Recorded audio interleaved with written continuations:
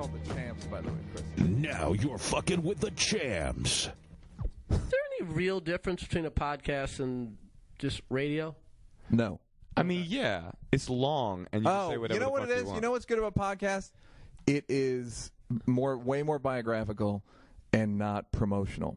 It's not like, so tell us about your new movie.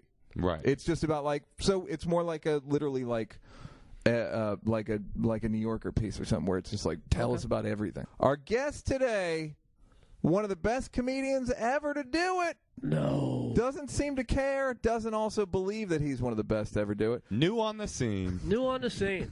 Chris Rock is here, everybody. Only Chris as good Rock, as your ladies and last joke. Yay! Chris Rock is here. Yep. We had a fun conversation yesterday on the phone where you were talking about your love of Pryor and Cosby.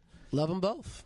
Very much. Whereas I'm actually a bigger fan of yours than I am of both of them. There's something horribly wrong with you. You like Lenny Kravitz more than Prince, too, right? I would say it's true though too. You've been certainly a bigger influence on me than Pryor and Cosby, and maybe it's a generation thing. We all like you better. Yeah. Well, who was the first comedian that you ever really fell in love with? The first comedian I fell in love with. Here's the thing. I appreciated Richard Pryor and Bill Cosby. Thought they were geniuses and all of that, and Rodney Dangerfield. The first comedian I fell in love with was Eddie Murphy. Sure. Generational thing. Right. It's like, he's not that much older than me. Right. He's from Brooklyn. He's a black guy. And did you go to his concerts? Did you see him? No, I couldn't. I didn't get to go to a concert till I got older, honestly. I wanted to go. But you just watch Saturday Night Live, and get every album. And, dude, I bought the music. That's how much. Oh, you bought Boogie in the Butt? You bought the single for Boogie in the Butt? Boogie in your butt. I got Put Your Mouth on Me. I Was King. What's up with you? I have the records. That's hilarious. That's how much I was into Eddie Murphy. Party all the time. Eddie's... I know. Wait a minute. What's the B side to Party All the Time? Is How Could It Be? Oh, I don't know that. Dude, I was a real. You're Eddie in the Murphy vaults fan. right now. I'm like, I got the B side. Is that who made you want to do comedy? That's who made me. Want to be a stand-up. More so. When I was a kid, I thought I was going to be in comedy. Did you really? Because you always struck me as the kind of guy that I feel like you'd be one of those kids that didn't say a fucking word till you were 10. I didn't say much, but I kind of wanted to be a comedy writer. But and you knew what a comedy writer was? No, I did not know what a comedy writer was. I didn't know any avenue into comedy except stand-up. Right. Now, how old is this? When you first had an inkling, I'm going to be a professional comedy person. I was like a comedy person. I was probably 7 years old. That's so crazy. I'm going to be a comedy writer. I want to be in comedy. And was it something like you got a huge... I remember getting a huge laugh when I was a kid, to the point where I was like, I got to get away from this. This is such a big laugh. I don't even remember. I just remember liking comedians. Right. And being curious about comedians. And taking weird humor books out of the library. History of humor or whatever. Yeah. A little joke books and whatever. Joke books, but even thick, they have these weird, kind of encyclopedia type books on just humor. Yeah.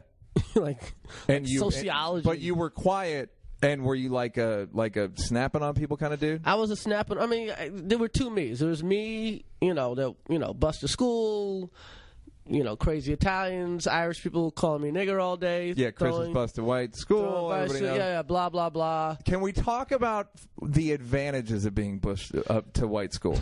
Because we have an argument where I think it's good for. I think every black person I know that grew up around a lot of white people or had access to white people at a young age is better off for it. What are the advantages of? Put it this way. Eddie Murphy, Will Smith, Bill Cosby, whatever. You get all the most... Yeah. Oprah, whatever. Most successful black people in a room together. And what will they all have in common? They kind of know white people better than white people. Yes. That's why forget better than black people. Yeah. Better than white people. So So it is at an early. You're like just dropped in. You're airdropped into white people. So what? You're airdropped into like the worst of white people, Right. and you don't really know anything till you know the worst of it. You mean the Italians and the Irish? Yeah. I'm not saying the Italians and Irish are the worst. I'm just saying the Jewish kids were really nice. Is that true? Yeah. Oh, good. All right. like- Yay. Yeah. 3 of them. But, I'm happy to hear it. Yeah. What neighborhood in Brooklyn are you from? I'm from Bed-Stuy. I got bused to school to a place called Garrison Beach, which is way out there. No friends. There's always like 1 or 2. Right. Like Davey Moskowitz. That's my guy. I know that dude Davey from the Moskowitz. meeting. There was a kid like Mike. I don't know if his name was White. I forget what it was, but he had like white hair. Dice Clay went to this junior high too. He seems like one of the bad white people. Yeah. Yes. Yeah. That's all. I mean, Dice is probably, I don't know, 8-10 years older than me. Me and Dice Clay went to the same elementary school, junior high, and high school. You're a Dice fan, though. I would bet, right? I'm kind of a Dice fan. Yeah. It was. I bought that. I snuck that album. That was one of the dirty albums that we snuck. My brother and I would sneak and listen It's to. weird though. I'm a Dice fan more after the rise. Yeah. I see him do spots at the store. He's fucking funny. He's man. great. Then Yeah. You ever see that rap he did on Evening at the Improv? I kind of like. Pretty. I don't. You can't watch that. I can't watch that stuff. But I mean, I think The Day the Laughter Died is one of the great comedy albums of all time. And he can be really funny. Yeah. He's just he's just Dice, man. He just. I don't want to. All right, so there was the I love school the guy. you. Yeah, no, I'm a fan. I'm a there was fan. the school you around white people, quiet, withdrawn. I think Louis offered to produce Dice's special, and he said no. His most recently. like last year. That's hilarious. Finger on the pulse. It's like but that's what he would have been smart to take Louis up because then That's he what would I'm have saying. because Louis would have pulled it back just enough. Yeah. To make it because Yeah. we love Dice. Yeah. It's like get out of your way, Dice. Yeah. Get out of your own way. Yeah. All right, so there's withdrawn you around white people. Excuse me. Withdrawn you. Totally withdrawn around white people. Totally. And then Just you totally. I wouldn't even call it withdrawn. Just really trying not to die. Yeah. Like in kind of- shock. You were just in shock. Like a fucking a raccoon when a fucking wildebeest is near. It's just fucking like, okay, if I don't move, Yeah. they won't notice. And then you go back Not to that raccoons and wildebeest are in the same, No, from that's the about right. I famous thought that was Raccoon Wildebeest War. That was a perfect analogy. in the same Yeah. They ever in forest the- or the one whatever. Then you go back to Bed-Stuy. Then I'm in Bed-Stuy. I'm kind of a funny guy. Right. I'm kind of have a personality. Snapping but on only people. on my block because I had this weird. Here's the fucked up thing about getting bused to school. Because I got bused to school, I only knew people on my block. Right. I didn't know everybody else went to school in the neighborhood, knew people in the neighborhood. So I'm in danger at this white school, and I'm kind of in danger once I leave my block. I'm in fucking Bed-Stuy, and Right. in the 70s and 80s. So No, it's you pretty were- bad. You were a really good student. Is that why you got to get bussed out? No, it was just black. I think my mother filled out a Sometimes being form. black is enough. Well, everybody was black in Bed-Stuy. I mean, Yeah. I mean, whoever's parents went for it. right. It's kind of like the charter school system now. It's kind of like a lottery. And does your mom ever? Did your brothers go too? My brothers went too. Yeah, me, Andre, and Tony. Yeah. And were you all like at the same time? Yeah, I mean, I'm 2 years older so it's 2, 2, 2. Right. So basically, every 2 years, it'd be a little less racism. That's funny. Because there'd be a doubling of the black population. Like that. Your It'd be- brother? Yeah, eventually it'd be, So I was the only black boy in my grade. That's crazy. It's like That's fucking wild. For how many years? 5, 6 years. You think you got a better education, or Nah, do you think that not at because you were just on defense the whole time, it didn't make a difference? It didn't really make a difference. No. All right. I kind of didn't get an education. All right. I have some questions. Sure. You were just more worried about survival. I was kind of worried about survival. Yeah. I mean, are you being literal here? I'm not. When I hear all this bully stuff now, I fucking laugh. Yeah. I'm like, Yeah, compared to the. I'm like, dude, I went to school. People think like racism stops at Virginia. It's like, Yeah. oh, And then Virginia's comes- yeah. technically south, and then Yeah. everything else is, Everybody's just fucking white girls up north, and it's amazing.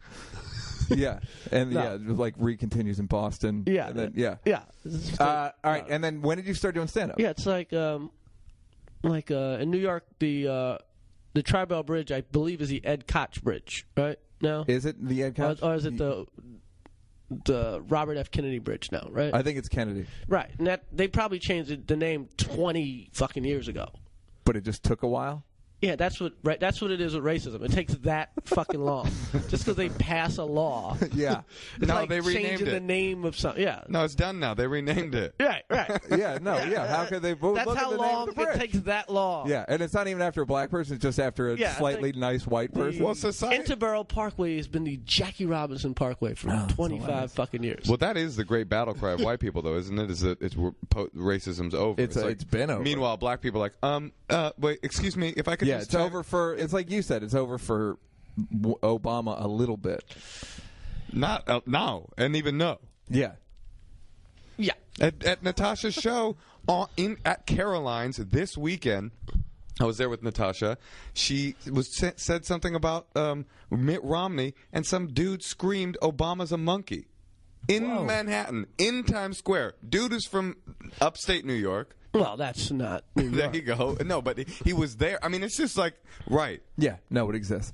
Hey. You start doing stand-up at what age? I started doing stand-up around 18, 19. And scared. February 11th. Nothing to lose. 84, 85, something like that. And what led up to it? You were just like, I'm ready?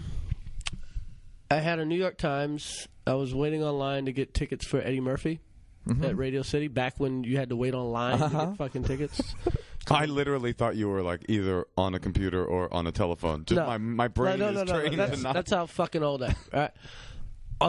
People used to stand online for how, like, to get 4 or 5 actual hours, right? tickets. This doesn't make any sense. To get actual and you pay paper cash tickets. because nobody had credit cards. And it'd be a line, a block, like blocks long. Yeah.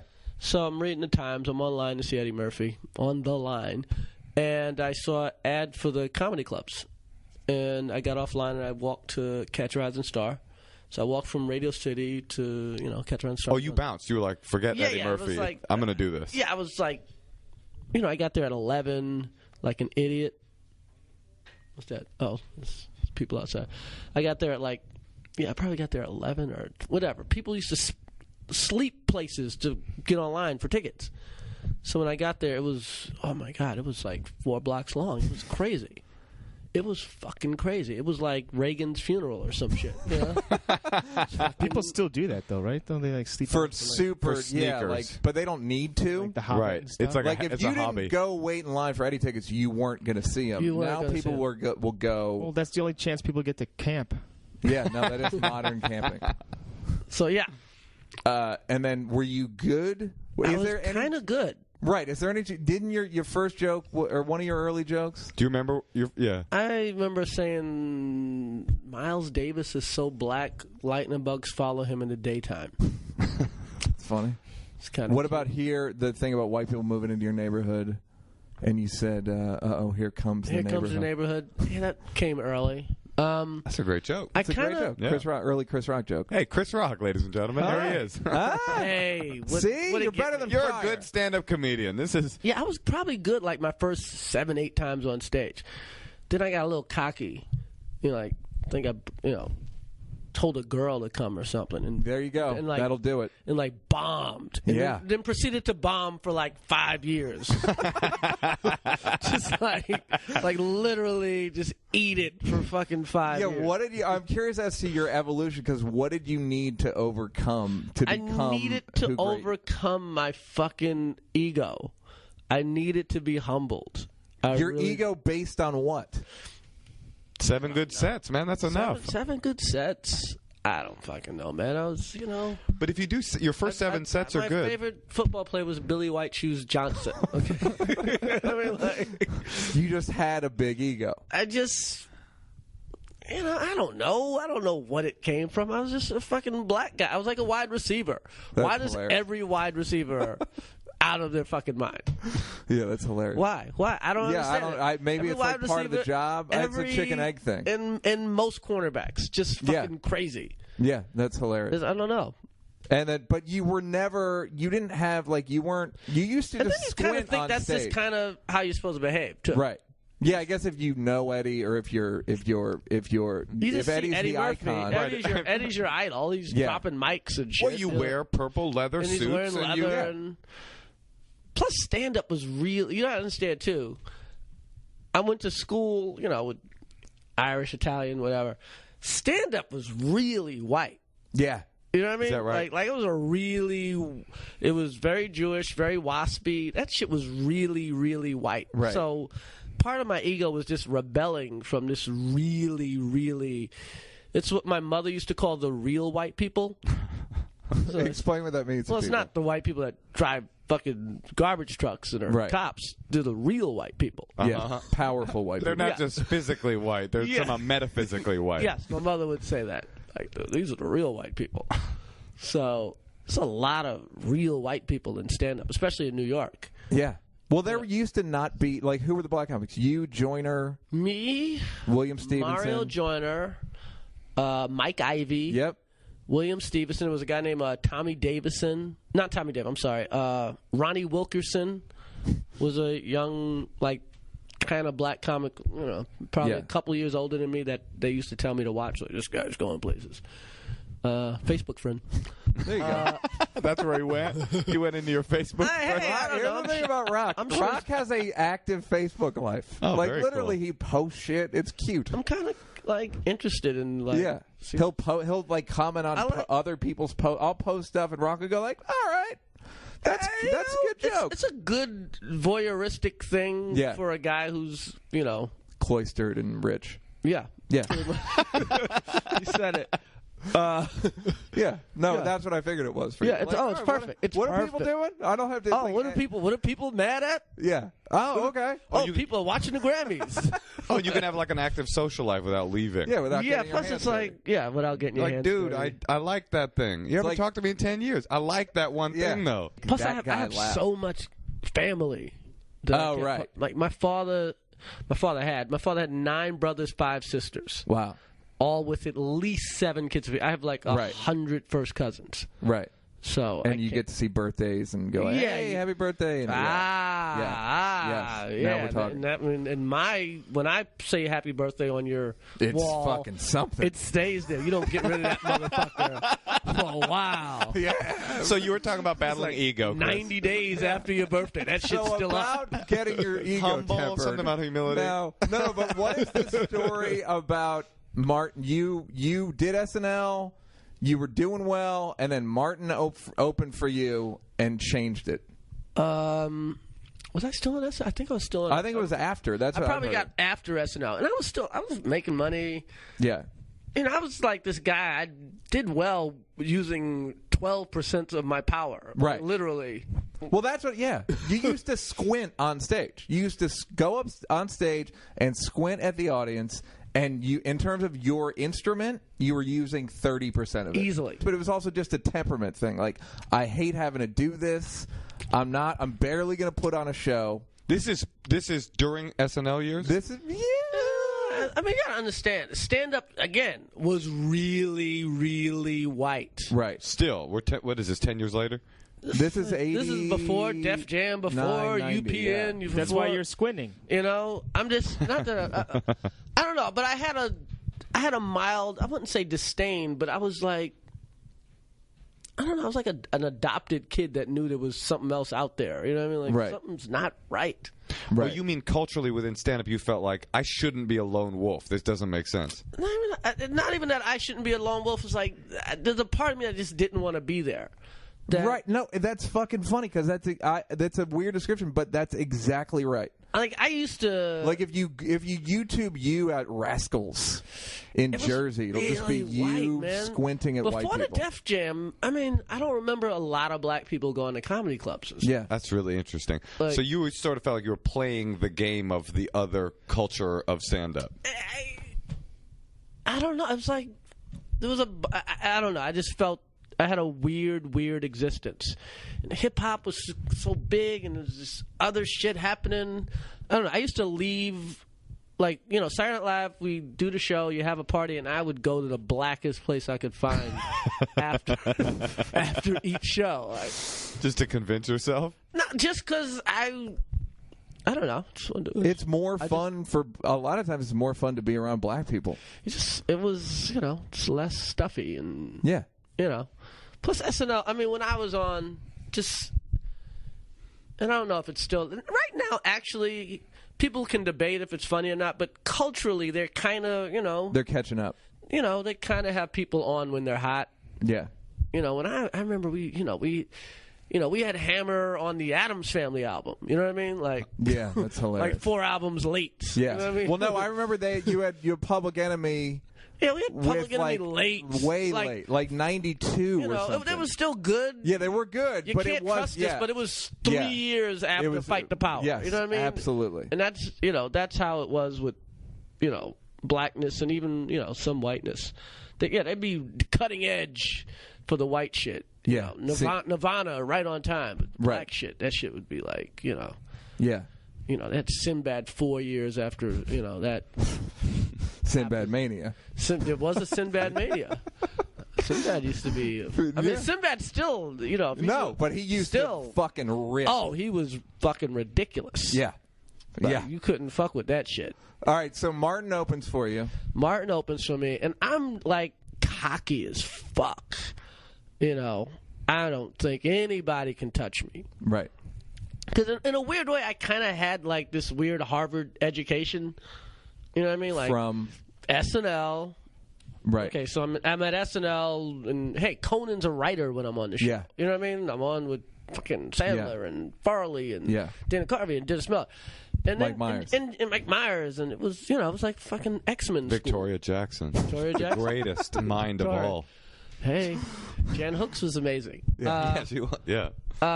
And, you know, just being one of the only black guys that could, you know, pass. I didn't realize what it meant to pass at Catch a Rising Star. Right. When it happened. Right. Years later, I was like, oh, shit, I'm in the fucking biggest comedy club In the world. in yeah. the world. Yeah.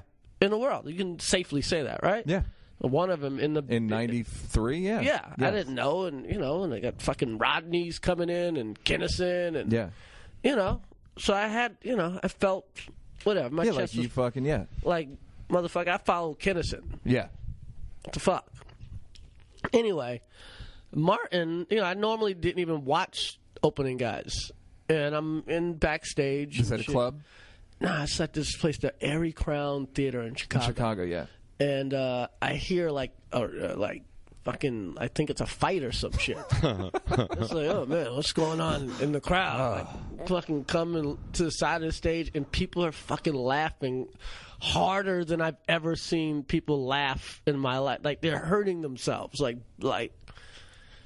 Yeah. you people don't remember how fucking crazy this Martin shit was. He was a beast. That motherfucker. That motherfucker was a beast. Yeah, I mean, like- he can still bring it. But, I mean, you're talking... No, he was a fucking monster.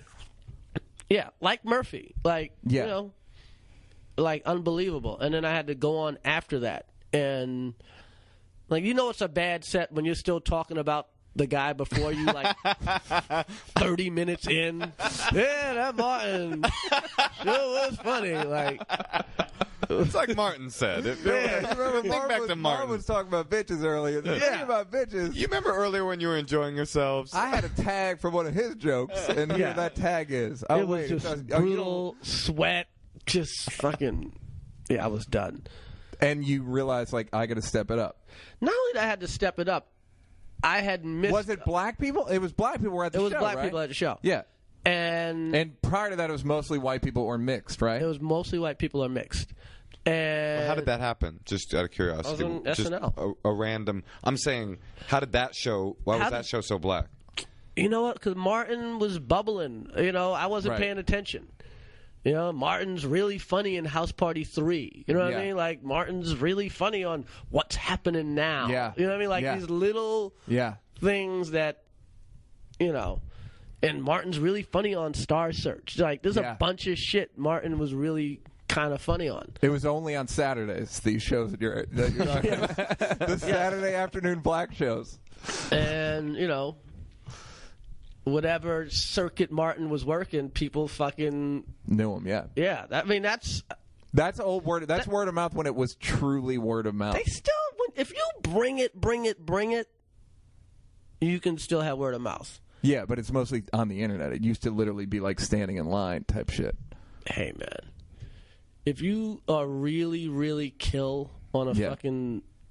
If you're a killer comedian at any club on a Thursday night and you have no reservations for the weekend, if you kill hard enough to get like a standing O on Thursday, you'll sell out most of Saturday by the next day.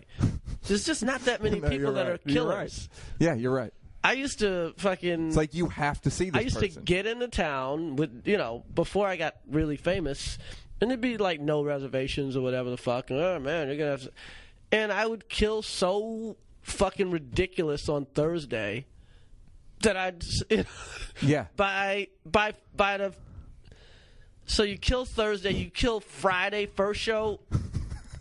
By the end of the first show, everything's all Saturday sold. Next Friday, all Saturday sold out, and they're asking you to stay. Yeah. Add If a you show bring on it, Sunday. though. Yeah. We're gonna add a show on Sunday. If you can stay, I don't know what your schedule is. Yeah.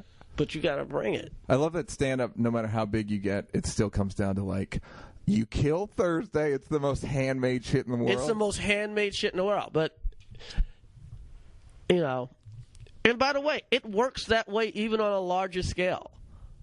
Even now. So, like movie? You mean like... Not in a movie. Movies are just like a a whole big nother fucking theater animal. tour kind of thing? But so if I play right now, I'll hold... You know, you'll hold a Universal Amphitheater for 5 nights. Right. You don't put 5 nights on sale. Right. You hold 5 nights and you put 2 on sale. Right. And you know, if you really kill that first one, the box office will get so many calls that they'll go, we can add one. Like they know just by how many calls. Yeah, by like metrics and shit. But if you're just got a fucking mediocre show, they're not getting no more calls. Yeah. Like, Prince is the master of that shit. That motherfucker holds 30 dates. Right. You know? I mean, it's not comedy, but... Yeah, no, but it's the same do basic... an amazing show... Yeah, it's some you shit can like... keep adding shows. You have to see it. It's like I say about models. You have to see this bitch. That's how fine she is. You gotta see this bitch. We're flying her... Rihanna. ...to different lights. That doesn't work. Models and Prince. Model. I'm telling you, models Look, are if you're fine enough on a Thursday, by the time Saturday rolls around... she's fine on a Monday morning in New York. We're flying this bitch to St. Thomas to shoot her on Thursday. That's how fine she is. Sometimes. All right, so Mart, and then you're just like, you got blown off. I got blown off, and it's so weird because Martin like literally ushered in a new comedy, like a new type of comedy. No, I wouldn't even say a new type. I guess a new type of comedy. Martin, you know, hey man, everything black in the last 15, 20 years is because of Martin Lawrence. You mean within the sort of the Def Jam? Like literally most of the comedians, all the UPN, all the WB. Right, interesting. All, you know. Yeah. Everybody Hates Chris, whatever. All this shit has... You got to remember before... From Def Jam and Martin. The show Martin and Def Jam and Martin. You got to realize, too, it's not that there was no black shit before Martin. When Martin came on the air, I believe The Cosby Show and A Different World were still on. Wow. Okay? I know for a fact Different World was still on, but this was some other black shit. Right. Those are the real black people, like the real white people. Well, yeah, kind of. Did you ever have to make a decision to not? Did you want to be on Different World, or you just weren't around? I would have loved to have been on Different World. I think I read for the Dwayne Wade, Dwayne Wade, Kadeem's part, and the Cosby Show. I was up for Cockroach, and I didn't get out. Oh, really? Yeah. Sandler got it. I know that's so. Sandler was on the Cosby Show. Sandler got the Cosby Show, and I didn't. I lucked up. Yeah. All right, I so lucked up. all right, so you wouldn't even be here right now. I'd if be, you had gotten on the comedy show, I'd be at the Best Western writing. Trying to figure out how to kill on the Thursday night. You'd be writing a movie for Kevin Hart. Yes, I'd be writing a movie for Kevin Hart right now, hoping I could get to him. All right, so what did you decide based on that shellacking that Martin gave you? I don't know if it was just that night. It was a long thing. It was not the shellacking, the Def Jam. It was literally like 3 weeks after he kicked my ass, the Def Jam premiered. Got it. And you were vindicated. See, this yeah, like literally like 3 weeks later, it's like, oh shit, he's got a half-hour special. Yep. He's got an amazing half-hour special, by the way. And then the Def Jam premiered, and then there was all these new comedians. So I had all these gigs I used to have just because I was the only black guy were just done. That's hilarious. Like all these clubs, well, we got Bill Bellamy. Oh, we got Joe Torre. I remember it came down to there was a February I had no gigs. It was fucking Black History. Which that's it's Black History ultimate Month. insult. Used to be my Your bread and butter. You make it your whole year. Yeah, please. It was I was like, so that shit happened. Right. Like I was just by default just corny, older. I don't even know if I was older because like Bernie Mac's older than me. Yeah. But I was like. You had been around a long time. You were probably still under 30, though, right? Yeah, I was just not cool. Yeah. I was, So what do you do? Is that real, or was that in your mind? I mean, part of it, all this shit's perception. I think it was real. It's all. I was in the clubs back then. It was like he was this dude who'd been on SNL, and it was sort of like.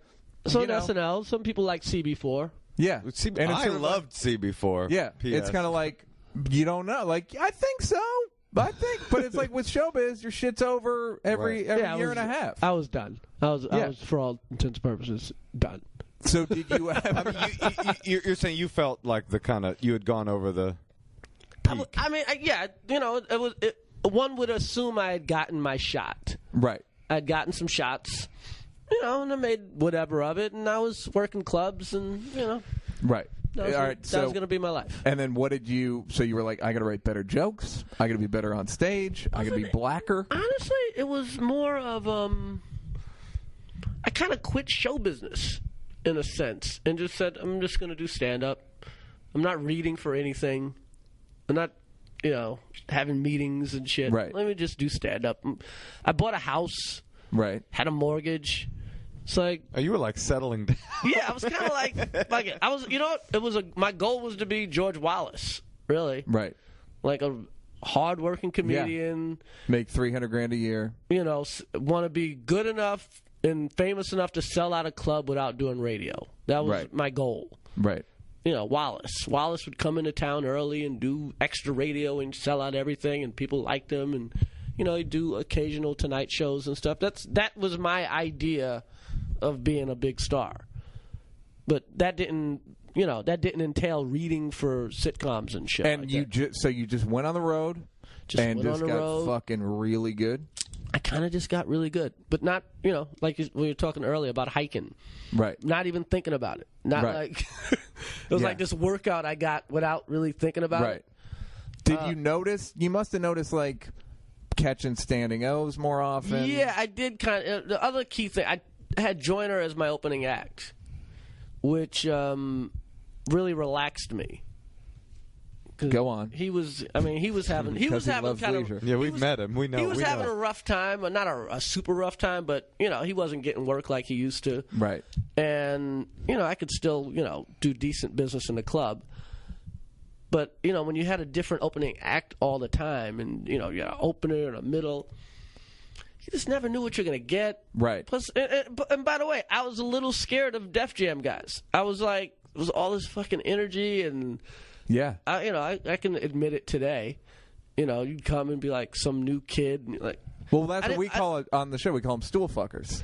Yeah, I didn't want to. You never fuck the stool. And you still don't fuck the stool, but you're closer to fucking the stool than you were in 1990. But there's an important distinction too. The stool fucker is what happened because of Def Jam. It's not what happened during Def Jam. You know what I mean? Like the Def Jam, the original Def Jam was just to me like hot. There were some stool fuckers. Eddie Griffin's a stool fucker. But you know what I mean, though? It's like it's comic I view. don't know. Well, I mean, put it this way: some guys don't want to open for nobody, and they're like, "Fuck you." But pretty much, how dare that I'm going on before this motherfucker? Right. And Joyner would set it up. He Right. actually took pride in like kind of Right. setting it up. So I always went on stage a little more relaxed, and I could work on that more complicated bit. Right. I didn't have to go straight to pussy. You know what I mean? Like, That's what Natasha asked me. She goes, "How do you close?" I go, "Just your best dick joke." Yeah. That's fucking pretty much the way you do it. It's like I was just looking at you. It's like politics, whatever, culture, sex. Oh, that's your system? Pretty much. and that's why Eddie Murphy's so unbelievable, because he opens with the dirtiest shit. And closes with a bit about his fucking It family. closes with the family bit. Unbelievable shit in the world. Yeah, no, you're. I That a never thought guy about that. could You're absolutely open right. with the nastiest shit. You closed Bring the Pain though with that good bit about texting or about pagers and shit. I love you. Pagers. God damn it. Yeah, remember? Yeah, yeah. No, so you didn't close with dick jokes. So kudos to you. No, some specials. The latter specials. Or you had to. Yeah. Now, when you talk about complicated bits, did you find?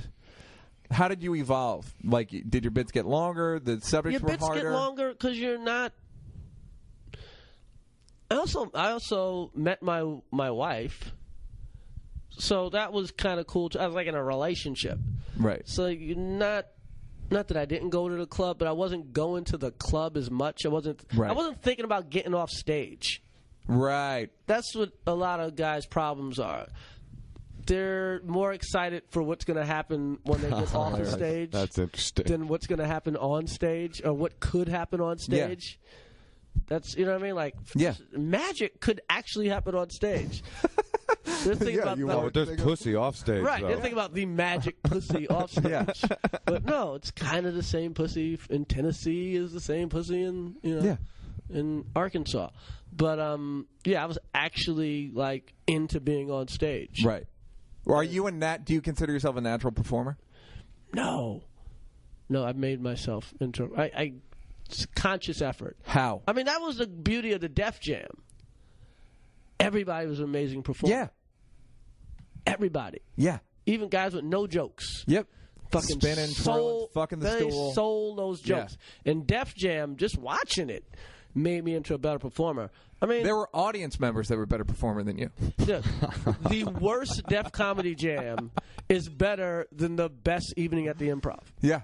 And I'm talking even at the Improv with Seinfeld and Carol Leifer and Larry Miller. Yeah, performance-wise, absolutely. Like, energy-wise, way. that's the thing is, if you never watched Def Comedy Jam, it was a fucking seismic shift where it was like, how did this even get on TV? It was the most energetic shit I've ever seen to this day. And you're saying that it was Martin that broke that mold. Martin, the Def Jam doesn't work as well. Martin was such an amazing host. Yeah, he was so good. Your comedians were up and down. For every Steve Harvey, there was a Shucky Ducky. You know what I mean? Oh, quack quack. Yeah, exactly. You've been to his website recently? I haven't been there. It's in a the while. best. As the cursor goes around, it just goes shucky ducky, shucky ducky, quack quack. For real? Yeah, it's fantastic. Yeah, I mean, Steve Harvey and Bernie Mac. Yeah, hamburger. DL and Chris Tucker. Right, for every Cedric, there was a hamburger. You know what I mean? Not hamburger's a good guy. hamburger's a good dude. Hamburger's a good dude, but you know what I mean. Chris Tucker was on. It was fucking ridiculous when you think about it. Yeah. But Martin, no matter where they were, Martin was fucking great every time. So did you do anything consciously to become a better performer, or was it just... I just realized I had to perform. I wasn't thinking about it. I was all about jokes. Right. I was all about... Writing. Yeah. Actually. Yeah. Yeah, it comes back to, wanting to be a writer when I was a kid. So I was all about jokes. So I was like, if you tell these jokes loud enough, that's good enough. Wrong. Right. Yeah. And then you started stalking the stage more. Stalking the stage more and learning. You got to learn your voice. You got to learn how to work that shit. Right. A lot of guys don't, know how to take it down. I used to open up for a lot of groups. I opened up for Albie Shore, opened up for Terrence Trent D'Arby, opened up for Heavy D.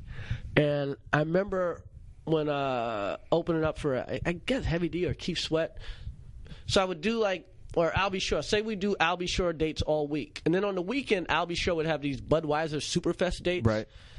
And I would just hang along. They would just let me hang out because they weren't paying me that much anyway. Right. And then I'd jump back on a tour on Monday. But I remember Luther Vandross, hanging out with Luther Vandross backstage. Luther Vandross was, the greatest fucking singer next to Sinatra to fucking ever live. Right. And Luther Vandross said one night, he said, anybody can make people scream. It's like, can you make them quiet?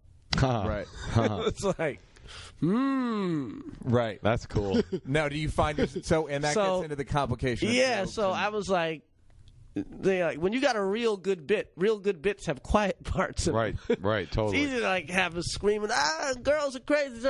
But when you really get into your shit, when you really know your shit, you take it down. When Kinison really was in his shit, he screamed a lot, yeah.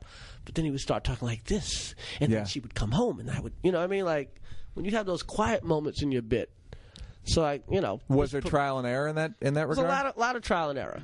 A lot of trial and error, but I was, I had a mortgage, so before I had a mortgage, when I had an apartment, I literally could do 1 gig a month, pay a weekend somewhere, right, and pretty much pay all my bills, right, and I would just do nothing all day. I was off SNL, do shit, watch porn, fucking do a set at night.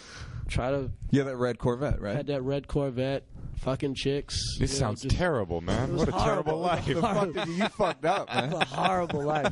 Good thing you got married, you bought a house. I remember seeing you wearing a Beverly Hills Cop 2 jacket and being like, fuck, that. How do you even come close to getting a jacket like that? Remember? Oh, my God. It was fucking. I had 2 lines in Beverly Hills Cop 2. It's crazy, man. It was enough to get you in a club. You got 40 pounds of pussy for every line. It was crazy. So many fucking girls. You can say hi to all of them on Facebook. Oh, you like them? Like that? I like that. Hey, families. Happy birthday. It goes a long way. It goes a long way. That's what fucking Facebook's for. Yeah. Keeping in touch with people you don't really want to keep in touch with, kind of. Okay, and then so you get better, trial and error. I got better. I just did stand-up all the fucking time. Right. You know? Will you explain? Because I did 5 spots in New York on Friday night. And he said to me, my counterpoint was, I have no desire to ever do. Well, it was 7 sets that you said. This way. Yeah. And I said I would never. Tell them about New York. Okay, New York, I know about New York. I just also know about my desires. New York's amazing, but you can do 5 spots in a night. I went probably so from SNL to whatever, say a 4-year before, like a 3-4 year period of not going out on a Saturday at all. Like never seeing a movie, like literally getting on stage every like putting in the 10,000 hours, like fucking Gladwell says. Yeah, like really doing that shit. Yeah, yeah. Do you think a lot of 5 spots tonight? Do you think that is one of your secrets? Is just like, I'm going to outwork you. I will outwork you. Yeah, yeah. I mean, the average HBO special, and some of them are done by my friends. The average HBO special, when you see it, that guy has probably done 40 shows. Right. Especially if it's new material. Yeah. 40, 50 shows. My average HBO special, I've probably, like my last one, 150, 200 shows. You're saying running that hour. Yeah. But you did 150 theater shows, right? Right, 150 theater shows. And probably 100, a year and a half, whatever, and 100 club shows. Yeah, before the theater. Before the theater. Yeah. How do you not get sick of doing the jokes? Well, the jokes evolve. They don't, it's not exactly the same. I mean, it starts here. It gets better. Right. I mean, there is also the prize, right? You feel that way? Like, when you're working towards a special, too, it sort of becomes like, it gives you some push. There is a prize. It does give you a push. It would... I'm going to go on tour, probably the end of the year. I'm not planning on making a deal for a special before I go. So it's going to be interesting to see just what my drive is. Meaning you're not planning on doing a special? Or you're not planning on having a deal to do it? I'm not planning on having a deal to do it. I mean, right now I don't have a deal. A few people have approached me. Have they? We'll put it out on the Champs website if you'd like. If you want to do a podcast, we'll get. It's like nobody knows how anything, what the fuck TV is. Have you thought about doing it yourself? It's crossed my mind. I probably won't. Right. It's crossed my mind. Here's the thing. The thing about HBO or Showtime or Comedy Central or whatever is not only people get to see you that want to see you, people get to see you that don't want to see you. Yeah. Right. Yeah. When you put it out yourself, only your fans see it. Yeah. So you're not really expanding your fan base. Yep. You're satisfying your fans. Right. And it's great they get something cheap and all of that. But hey, man, sometimes people are coming from the clubs and my HBO special's on and they never saw it and they never liked me.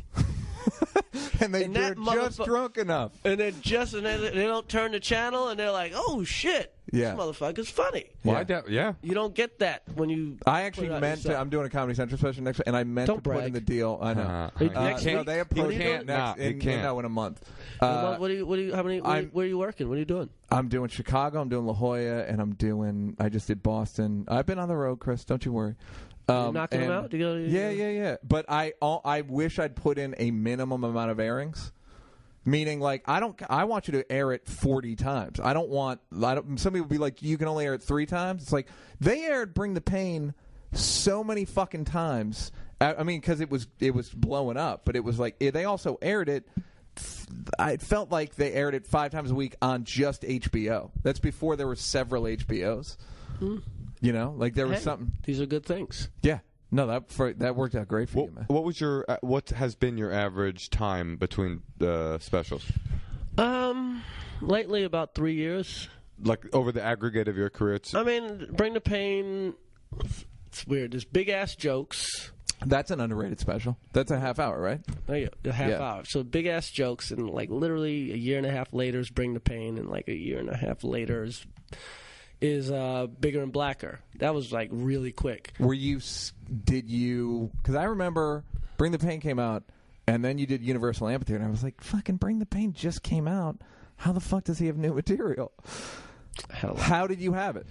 I already had it. Had a hot hand? Probably 20 minutes of whatever I did that night or 30 minutes of it, I already just didn't make Bring the Pain. Got it. Oh, it got cut out. Yeah. Yeah, that's right now in terms of, I would think about doing another special, and I want to like build up an hour and then a half an hour before I get rid of all that. I've done hour and a half specials. I'll never do one again. Oh, that's scary. That sounds awful. It's so hard to fucking write new shit. You got an hour and a half now, though. You'll just cut out a half. Yeah, yeah. And throw the material away, or just keep it for safekeeping? Just keep it for safekeeping. It's your little buffer that helps you come up with the next hour and a half. Yeah. But when you have to come up with that hour and a half from strictly scratch. Yeah. Will you explain to people, because you also you're pretty you go by subject, right? Like you go by you have things you want to talk about. Yeah, wait, I'll show you. Wait a minute. One second. Yeah. Oh, here he comes. All right, here comes Chris back with with a bunch of menus. All right, this is pretty cool. I get it.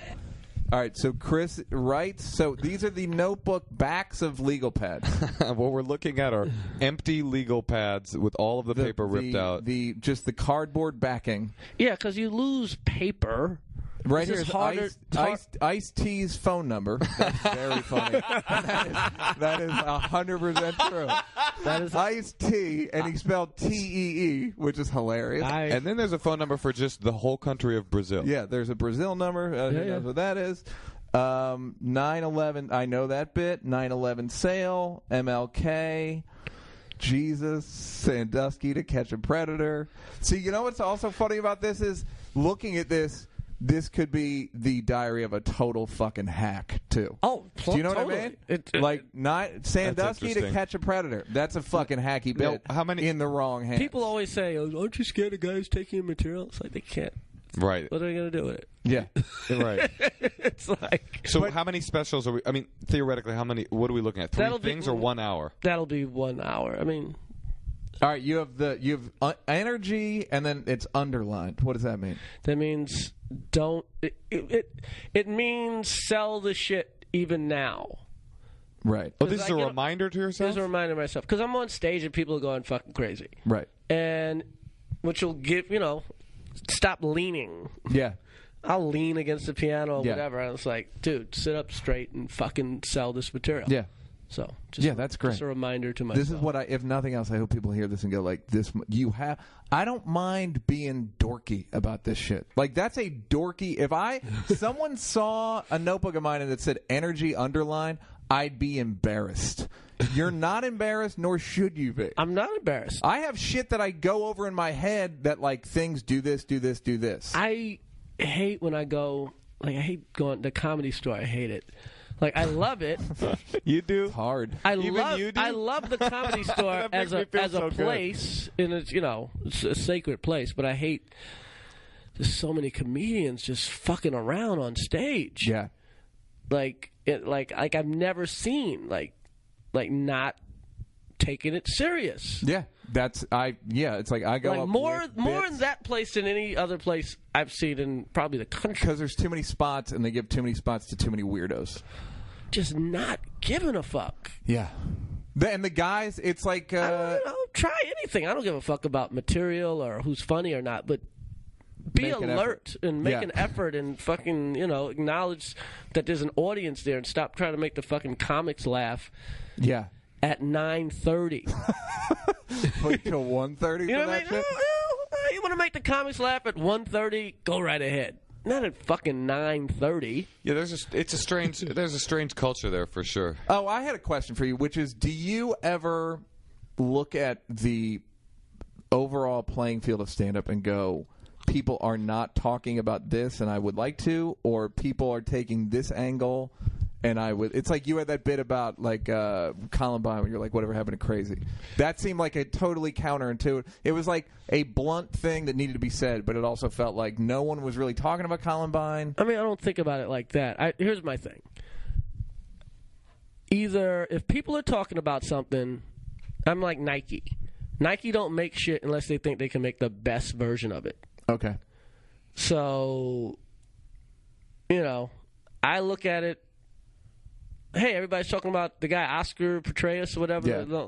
It's like, if I'm going to choose to talk about something fucking 90 comedians are talking about, either I got to at least believe I got the best one or don't do it. Right.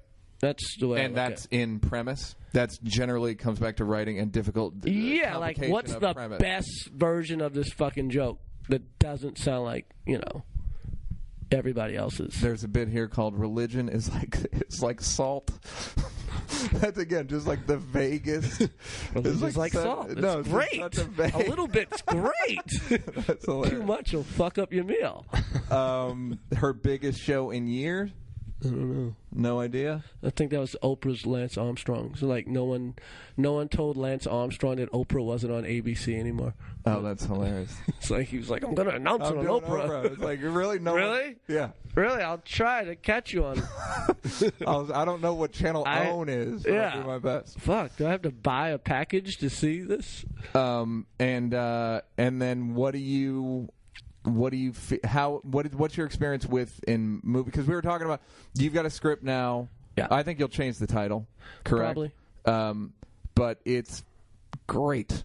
Like, I read it, and it's great, and it's personal. And like I said to you, I feel like you went through every single line in the movie and were like, I don't fucking want to say that. I don't. Then you wrote it yourself, but it's like you really went over it. It's kind of the first script I wrote by myself. Yeah, what's the difference between, why is it better than stuff you wrote with people? Were you trying to be polite? I don't know. You don't go as deep. It's more dramatic than anything I wrote. Everything else I write with people is like, you're with a bunch of people and you're just trying to make each other laugh. Right. And it's just, I think I Love My Wife is more dramatic than this. Maybe. I don't know. I did that play last year, or right? Whatever. Oh yeah, that was a bit of a watershed for you, right? Personally, in terms of performing and acting and stuff. Performing, acting, and even writing. And I didn't write the play, but the play was an original play. It wasn't the difference. When you do a revival, that script's locked. Right. Like, that shit just locked. So you could rehearse, if you want to be in Death of a Salesman, you can rehearse your lines right now. You don't even have to go. You could show up and know every line. Right. When you do an original play, it changes during previews. So my man, Steven Jirigus, I hope I'm saying his name right. Yeah. Monday, you got a script. Tuesday, there's 5 new pages. Right. And you got to perform these motherfuckers tonight on Broadway. Right. That's so daunting. That's crazy. So just watching a guy really, really not care. So it was almost more like you learned as much about writing on that as anything. I learned as much about writing on that as anything. Because here's a guy who wrote a play good enough to get on Broadway, and he's ripping pages out of it. Yeah. He's like, I don't think so. Yeah. I was like, oh, okay. I got to stop being in love with fucking shit I write on scripts, right? And be as brutal with that stuff as I am with stand-up, right? Because I'll have a joke that kills and just go with that laugh. Yeah, that's a shitty laugh. That's what I always tell people: listen to the laugh. Like, do you like that kind of laugh? It's like, yeah, it's like it's pretty shallow, and there's a bit of there's a note of disappointment in that laugh. Like, is that what you want? That joke sucks. I know they're laughing, but that joke sucks. Yeah, no, that's that joke. Yeah, and I feel like you had those in your movies. A couple, but I never. I mean, we'll see how this movie turns out. Yeah, I mean, who knows? But I'm saying I feel like you had shit in your movies that I'd watch it and go, he knows that there's something. I didn't know. Better. You know what? I think I was holding to a stand-up standard. Put it this way, when you're doing a movie, and you've been there, it's like you're working with all these people that are in the movies. Right. So you're way more likely to listen to them. Yeah. And you don't realize you're just doing comedy. You're saying it's the same exact machination. You think just you're with doing all a movie. This equipment. Yeah, exactly. You think you're doing a movie, so you're fucking like... You must know better, I guess. You must know better. Yeah. And... Yeah, that's funny. You were being polite to the process. That's what we did on Half Baked. It was like, yeah, what? And then you just like, motherfucker. Yeah. Hey, man, Half Baked's funny. Yeah, no, thank you. But no, that's it's like you get... Half Baked's one of those tour bus movies. No, totally watched that movie on a tour, like my first tour on a bus. Hey, let's watch Half Baked. No, but you were polite to the process, and then you end up with some shit that's like, like I wish it was a little bit better. In a way, I can't even. But you're right. If you start looking at it a process of just like doing, this is just my voice, and it's just a bigger process, but the same basic mechanics. Yeah, it's weird. I'm working with this guy Scott Rutan. Arguably the best producer around. This guy. Arguably the best producer in the world, maybe of all time. Yeah, certainly last 15 years, not even close. Produced Team America and The Hours. And fucking, No Country for Old Men. Yeah. And, Social Network. And and fucking, yeah. And there's parts of it where I'm like, you know what? Who's fucking shooting this thing? Right. Like it'd be like, shut the fuck up. You know what I mean? Like, I'm meeting with people, but, there's parts of it. But it's also, we're setting it up in a way where I'm just doing comedy. So, doing French hours. Are you really? Yeah. Meaning French hours by 8 hours a day? 8 hours 9 hours a day. Right. No lunch, make sure everybody, but just small crew. Yeah. Just doing comedy. We'll cut it into a movie when it's done. Literally just doing comedy, not like my other movies. Meaning, you're just trying to create your own creation. Yeah. You're not trying to make days. You're not trying to. I'm trying to make days. But what do you mean by we're just making comedy? What were you making before? You're making movies, and you get caught up in some days you're not trying to make days, but you get caught up in your light guy, and you get caught up in the custom. You get caught up in all these other things that. So you're the priority that have nothing to do with comedy. Yeah. A little bit, but not as much as people want to, It's that Woody Allen thing. You know what I mean? Yeah. Keep it simple and hire good actors and fucking keep it moving. Yeah. So what have you not accomplished yet that you want to accomplish? I don't know. I don't think I've made a great movie. Well, that's what I wanted to say that you said on the phone yesterday, which is I told you I wish you'd written the script 10 years ago, and you were like, you know what? It took me a fucking long time to get good at stand-up. Yeah, it took me, I was around and people had their opinions about me, and they thought I was good or bad or whatever, or just not it. I came up under the shadow of, every black comedian of a certain age, of Eddie Murphy. And that's the standard you would judge. I remember at SNL, Dennis Miller would come in and go, hey, how's that next Eddie thing turning out? Dennis was awful like that, right? Oh, he was great. Constantly all day. All to day. everybody. I mean, he's the nicest guy, though. And that's what you get judged by. So, that's what you get judged by as a stand-up. That's what you get judged by in movies. I'm not Eddie Murphy. Right. It took me a while to get pretty decent as a stand-up. Did you ever feel fucked up that you weren't Eddie Murphy? Did you ever feel like, I'm like, fuck, there's all this pressure to be Eddie Murphy, and I'm... Probably a little bit on SNL. Even in the movies a little bit. Now I don't know, I'm just me now. I don't really think about it and that, whatever. But hopefully, I don't know how this movie's going to do, but it's going to be better than my other movies. I will stand by. I will put $1,000. And, doing the play and, touring the world. And also, here's a weird thing, too. I'm doing stand-up while I'm doing the movie.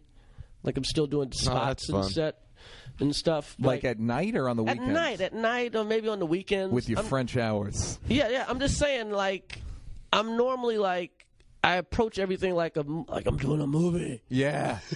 Turn off my phone. Yeah. I can't talk to anybody. I'm doing movie stuff. I don't even talk to stand-ups while I'm doing it. You know what I mean? Like, it's like weird. Like, I have to be with my movie friends. Yeah, no, I don't know. No, I'm just Adam Sandler, he does movies. Put him through. Put his call through. Yeah, now I'm like, I'm doing... Yeah, I'm like... You think you learned anything from Louis in that regard? Yeah, please. Most of it's Louis. Just watching Louis... Going to Louis' show, watching him shoot his show, like, fuck, this is not as hectic. Yeah, it's up to Louis. He cuts it in his house. It's like, he just makes comedy. Yeah. He kind of like, okay, we're going to make, he's like he's like a blacksmith or something. Like, we're just making comedy. Yeah, that goes back to that Thursday thing that's like fucking small, hard work. It's what I've always loved about it. I used to say, before Bring the Pain, I told somebody, that dude is the best joke writer in the world. And they were like, what? That guy on SNL? I'm like, I'm telling you, that fucking guy can write his ass off. Dave Attell? Yep. Is an amazing joke writer. Yeah. Yes. And he does, and he kind of went crazy. Oh, stop it. No. Meaning, like, Dave Attell, he's the only guy who's ever done so many spots. He, like, went a little, not actually crazy, but like he tried to come up with a new joke formula and did it kind of like he's like a scientist in that regard. Yeah, he does have a little Gilbert in him. Yes. Right. But you know what you did? I think Hannibal Buress is a great joke writer, too. Yeah. I'm great, too. I'm one of the best. Hey, Aziz writes a pretty fucking good joke. Yeah. Aziz is great. And you know what? He's got a work ethic like nobody else, too, like you. Aziz is putting it down, man. I'm like, who the fuck's this guy? Yeah. You know what you did? I was thinking in this discussion about like all the great joke writers and Eddie Murphy versus, but I think what you did more than anybody else in this generation anyway was you became the social deconstructor in comedy. I think Louis now and Bill Burr do that stuff now, but I think like you have people analysis. Comedy, the analysis, the deconstruction of the kind of zeitgeist of what we're sort of more Carlin-y. Yeah, I mean, sort of the more Carlin-y. I mean, that's the shame of it all. You're black, so you get compared to Eddie Murphy. Right. But reality, I'm just fucking ripping off George Carlin. Who are you ripping off? Is it Eddie Murphy or Carlin? I'm, please. Carlin's my dad. If anybody's like, because I've heard you talk about Kinison a lot. Kinison too, but What explain to people the difference between Kinison and Carlin? Do you just have to scream to explain? Well, it, right? the screaming is Kinison's a relationship guy, man. Kinison never really got into politics that much, right? Religion, but yeah. People say he was a bad man. Nah, he's the nicest guy. To me, real nice to me. Yeah. But I had nothing but great fucking Sam stories. I remember the first time I met Sam, I was at Catch a Rising Star. going on at 1:50 or whatever, because Catch Rising Star used to be a hot fucking spot. Yeah. You know what I mean? Like, hot. Would literally have shows till 2, 3 in the morning. And I'm on stage, and I think I'm doing something about, like, crack had just come out. And I'm talking about, like, my brother smoking the pipe or something crazy about the pipe. And it's dying, except one guy in the back's laughing his ass off. Fucking Sam Kinison. Yeah. Laughing. Was it a good bit? I don't remember if it was a good bit, but Sam Kinison knew exactly what I was talking about. That's hilarious. And he goes, "What are you doing tomorrow? What are you doing Saturday?" I don't know. He said, I'm hosting. I'm performing on Saturday Night Live. You want to come? Great. Sure. Yeah. Fucking, tells me where to go. Be at 30 Rock, whatever. I get there at whatever time. Sure enough, Sam rolls up. Hey, Chris Rock, come right in. Fucking roll with Sam. First of all, it was the blackest Saturday Night Live of all time. It was like Run DMC was on at the height of fucking Run DMC. Great.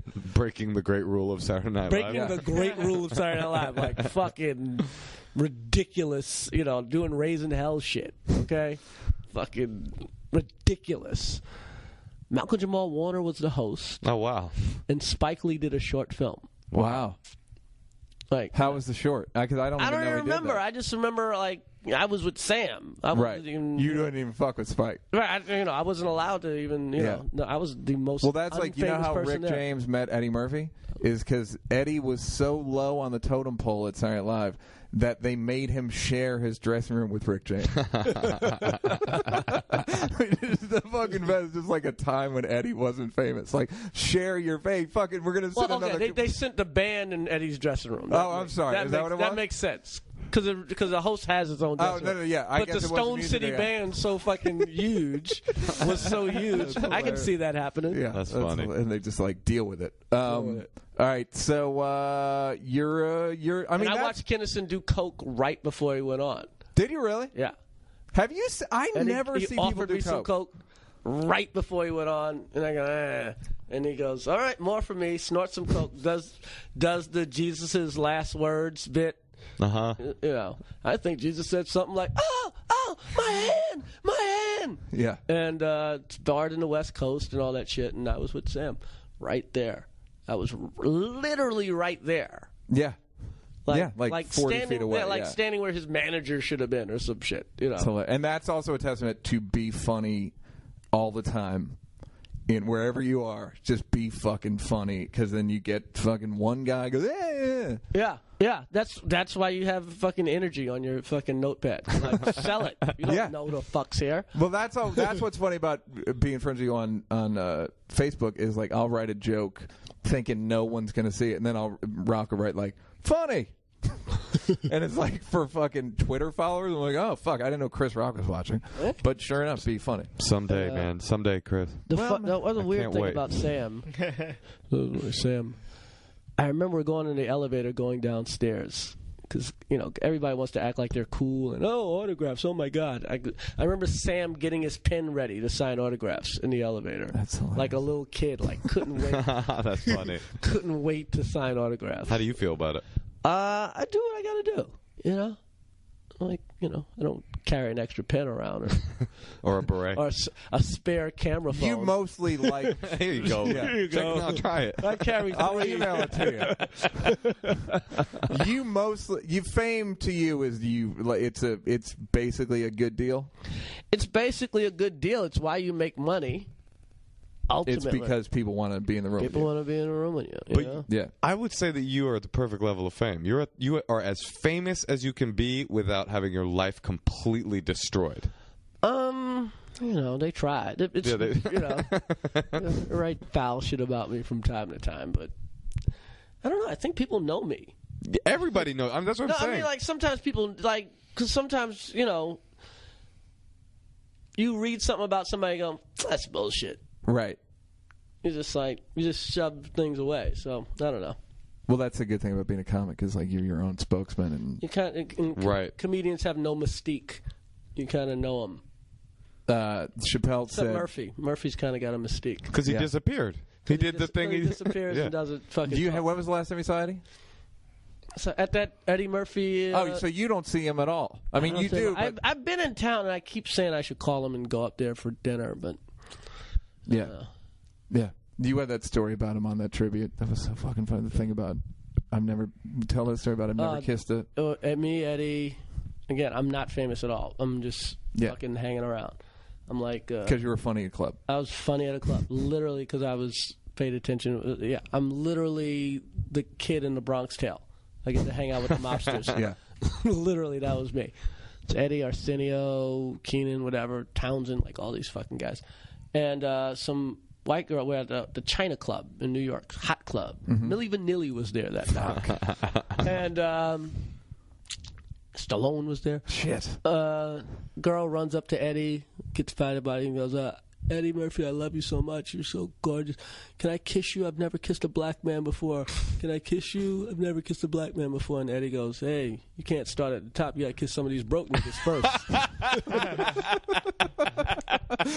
And that's the other thing about Eddie, but he's pretty much that funny. He's kind of that funny. And he's still that funny. Yeah, he's like you said, like he has fight parties, and he's still the funniest motherfucker there. Like he has fight parties. Everybody's there. What does that mean? He has parties. Whenever there's a fight, he has a tent. Oh, got it. He has a tent at his house, and he gets the fight, and he invites 1,000 people over. Literally 1,000 people. And there's popcorn machines, and he has like the fight at his house. No, that'd like be fun if he pay-per-view. had like a live fight. No, he projects the fight. He gets it on pay-per-view, and you see, and he's talking to you, and he's fucking funnier than anybody. He's really funny. What do you say to people who are like, "What happened? Eddie's watching." It's a lifestyle choice, right? I think it's a lifestyle choice. Honestly, I think when I do talk to him, he seems happy. Yeah. Yeah, he's got a couple of ideas, but are they worth not going to Hawaii? Yeah. Yes. That's I'd love to see the guy do stand up. I'd love to see the guy do anything. Right.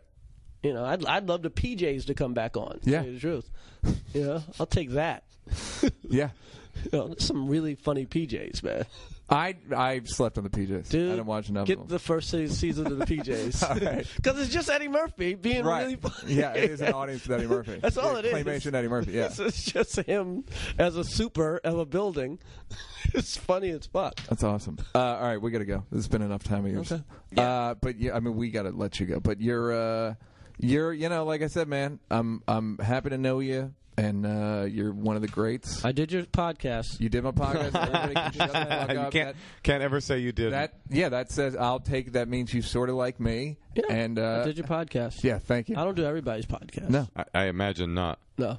I'm just waiting for you to like one thing from my Facebook, and I'll know I've made it. Oh man, Someday. Are we Facebook friends? No, but someday, man. You got to be at capacity by now, don't you? Look, man. Also, everyone's going to ask. I'm gonna start on a Thursday night. I'm gonna kill so hard that you follow me on Facebook and like something by Saturday. Yeah, that's what it takes, man. Some funny shit. Chris Rock, everybody. Chris Rock. Thank you. All right.